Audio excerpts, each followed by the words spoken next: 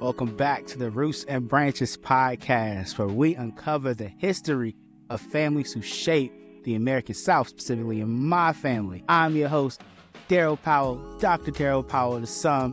Remember, it's the only podcast where you might find out that your sister might be your cousin. Anyway, it's all good. Today, we are going to jump right into it as we start to look at the legacy and the resilience of a man named Paul Draper.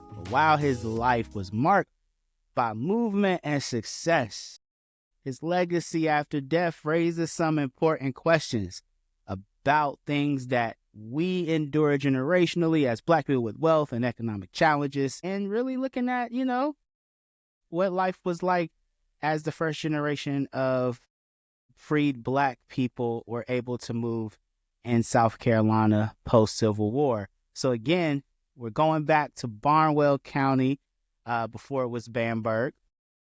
And remember, it was established in 1897 and became a settlement for many free African-American families, right? This region was primarily, fertile with agriculture. So there was a lot of farming.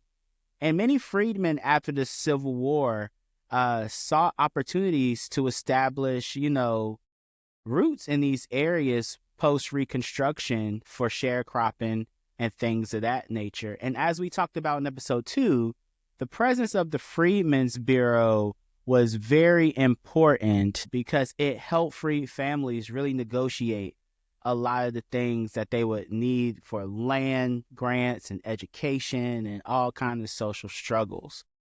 But as the Jim Crow laws and systemic oppression continued, it limited Black advancement, and we'll see that with Paul Draper. So let's jump right into it, right? Paul Draper was born 1854 in Georges Creek, South Carolina. And he lived through probably what I would say one of the most transformative periods in American history.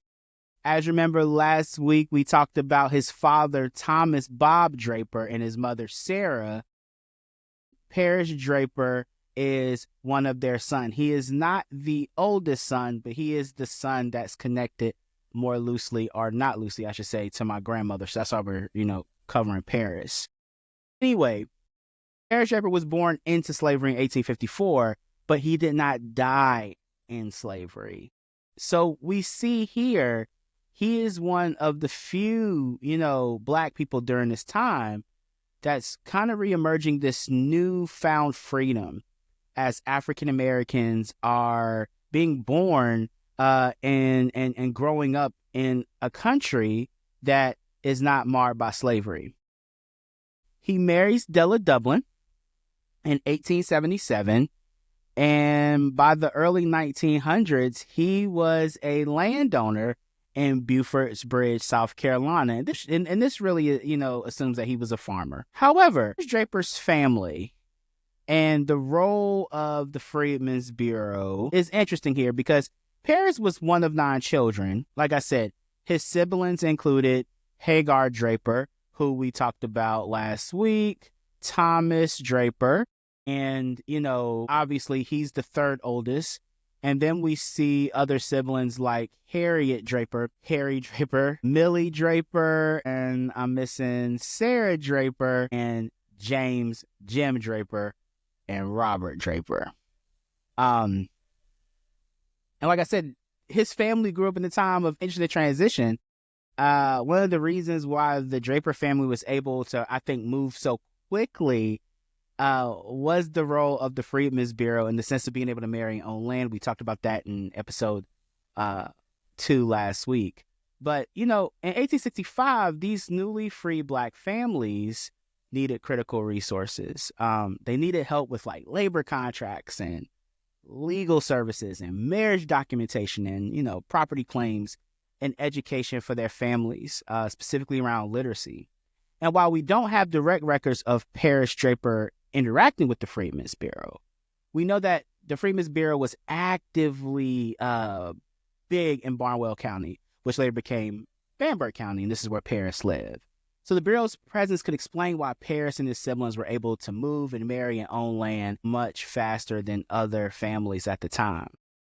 He is marked by tragedy as one of his sons, Paul Draper, is tragically killed in 1815 with the Seaboard Railroad, and that was a railroad that traveled the southeastern United States in the 19th century and 20th century, and it's played a significant role in the development of traveling and connected cities like North Carolina, South Carolina, Georgia, Florida. We talked about this in season 1 with my great-great-grandmother Inez. Tragically, Paris Draper's son, Paul Draper, died in a railroad accident on the Seaboard Railroad, 1915.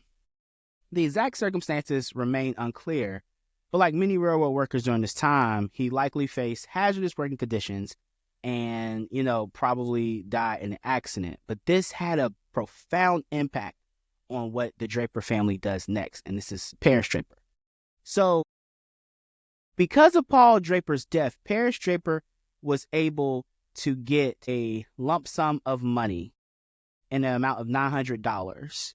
And he took this money and he bought land. Yeah, he bought land from a man named Dr. Hodstog, something like that. And he bought land for his family. And at the time, we're talking about, I want to say, 5 children. The census records at this time list Paris Draper as a farmer, but there's other oral history that suggests that not only was he a farmer, he was a blacksmith as well. Some reports indicate that he might have built some of the first jail cells in Barnwell County, and we'll provide some additional documentation on that. But his life was, beyond just the farming. But, the death of his son on the railroad really helped in this very tragic sense Paris Draper secure money to buy land. And this was either through the settlement insurance or some type of community payment. And this was a sign of Black economic mobility. One of the defining moments in Paris Draper's life was, like I said, buying that land from Dr. L.A. Hartzog for $802. And at the time, owning land for Black people was a big marker of freedom, right? Specifically in the South post-slavery.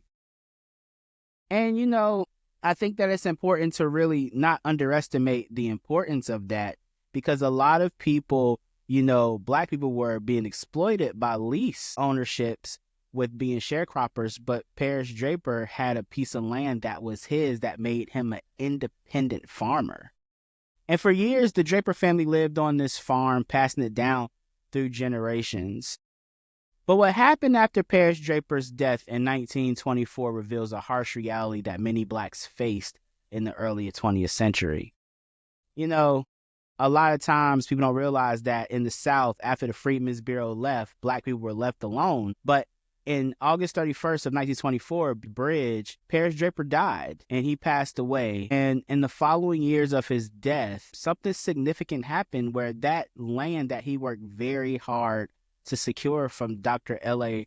Hartzog was sold back to the doctor for $50. So yeah, think about that for a second.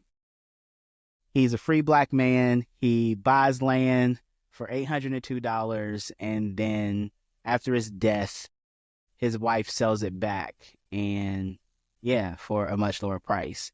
And there's reasons for this because, I was talking to my mom about the history of cotton prices in the South and how there were lots of economic downfalls with farmers. There's also a lot of roadblocks that widowed Black women face with being taken advantage of.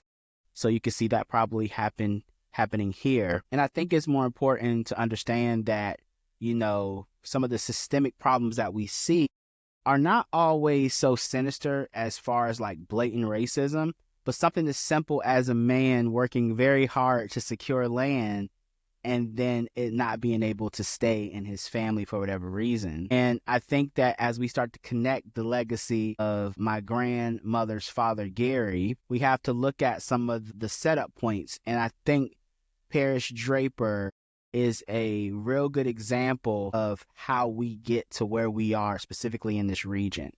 But, I was very impressed to just really read that, a couple of years after slavery, he was able to really move in a way that was not necessarily unheard of. It's kind of a good reminder that, oh no, after slavery, there were resources that were afforded to Black people, although very brief in some of those resources.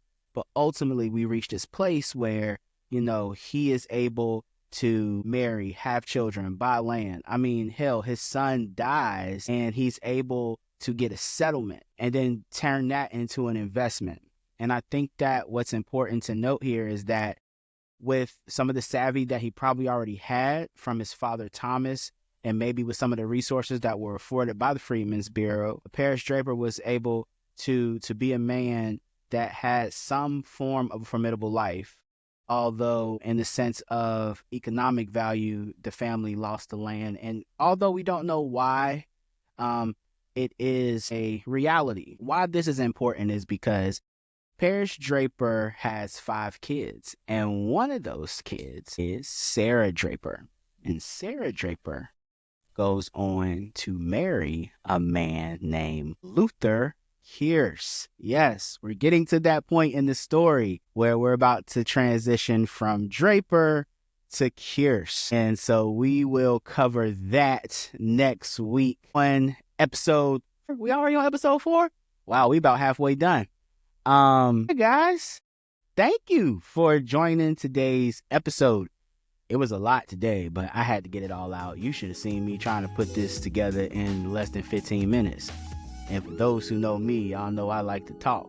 But anyway, again, thank you for joining. If you love the podcast, rate us, review us. We're on Apple, Spotify, YouTube, Facebook. You can find me. Hit me up. Shout out to Terry Conley. Cousin Terry reached out to me this week.